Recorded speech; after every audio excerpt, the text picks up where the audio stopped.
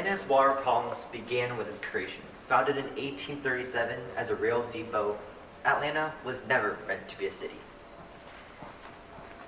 In fact, when Stephen Harriman, an engineer and surveyor, was tasked with looking at the land, he made no note about the area's potential as a city. Looks like you could run rails through here about every direction. This would be a lovely spot for a rail depot and for Georgia farmers to load up their cotton. I mean, like, the closest body of water is about half a day's ride away. So shouldn't we put something down about not building a city here? No one would be that stupid. Apparently, some Georgian officials are quite unintelligent. This was the first in a long line of bad decisions that has led to Atlanta's current water crisis. Fast forward 62 years, and Atlanta has become a crowded tenement city, and as with all crowded cities at the time, the sanitation was quite poor. The flush toilet had just been made widely available, but the plumbing was so rudimentary. The wastewater was just pumped out of the nicer areas of town and into ditches. These ditches often overflowed into streams and groundwater, which much of the poor community relied on for drinking water. In 1899, Atlanta experienced the typhoid epidemic.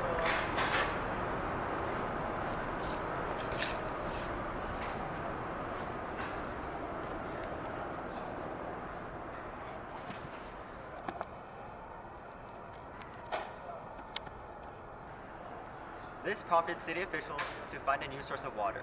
However, there was a very controversial debate over which source to use. We can't draw water from the Chattahoochee. It's dirty. We must draw water from the mountains. But the mountains are so far away. And? It'll take more time to build that kind of infrastructure. And the people are thirsty. I still think we should use the mountains. It'll be more expensive to pump water from the mountains.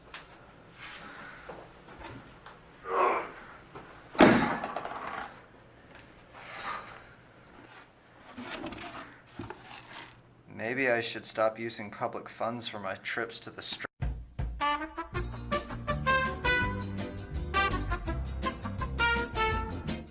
The Hemphill Water Pump and Treatment Station was then formed, which over 100 years and several life-saving filtration improvements later, is still providing Atlantans with water today.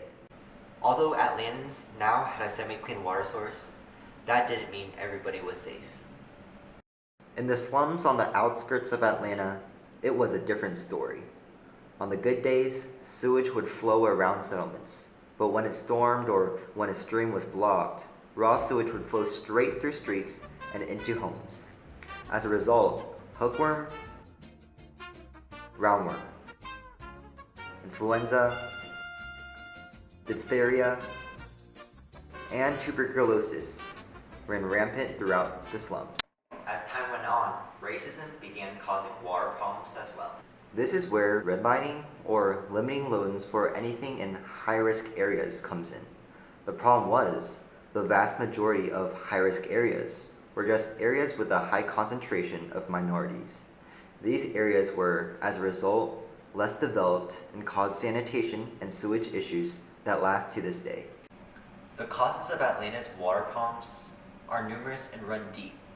Not only is cleanliness an issue, but to this day, there is a problem with providing enough water for metropolitan Atlanta's 6.6 million people, and climate change is only aggravating this problem.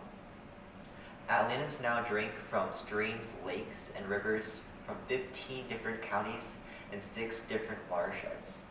This has led to several water wars. More on that in the next episode of Arid Atlanta.